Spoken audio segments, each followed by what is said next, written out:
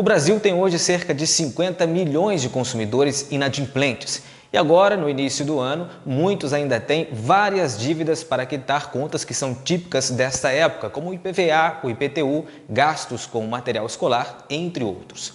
Só que mesmo assim, algumas pessoas ainda continuam comprando e fazendo dívidas. Esse comportamento pode ser comum de quem sofre com o consumo compulsivo. E para falar um pouco mais sobre esse assunto, a gente está aqui agora com o psicólogo e professor da Unital, Benedito Donizete Goulart.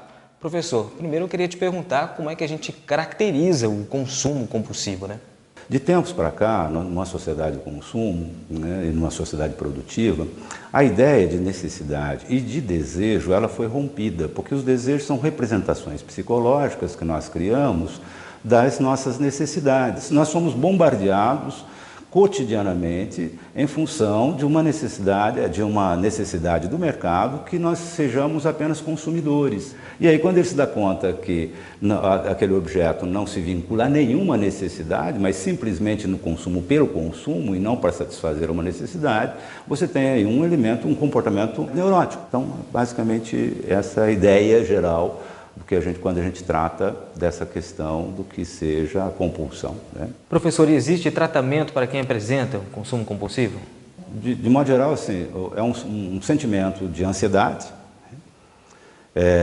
que na maior parte das vezes o próprio sujeito não consegue dar conta, não consegue ter a consciência disso, ele acha que ele não consegue objetivar, e você tem uma série de comprometimentos da vida social de modo geral, né? O tratamento existe, claro, né? Não só o tratamento psiquiátrico convencional, muitas vezes entrando com medicações específicas quando o quadro é mais grave, mais intenso, né? Você tem o tratamento medicamentoso com as substâncias que reduzem os estados de ansiedade, para que o indivíduo consiga, inclusive, ter uma percepção mais clara de si mesmo, e os quadros e os processos psicoterápicos, de modo geral, as psicoterapias, que vai ajudar o sujeito a reposicionar enquanto sujeito no mundo.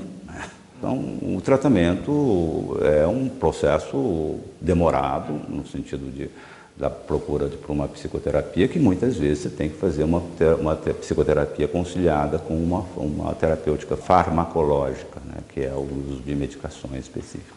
Professor, então, muito obrigado pelas informações e você também pode participar conosco. Envie um e-mail para tv@unital.br ou se inscreva em nossas redes sociais. Até mais!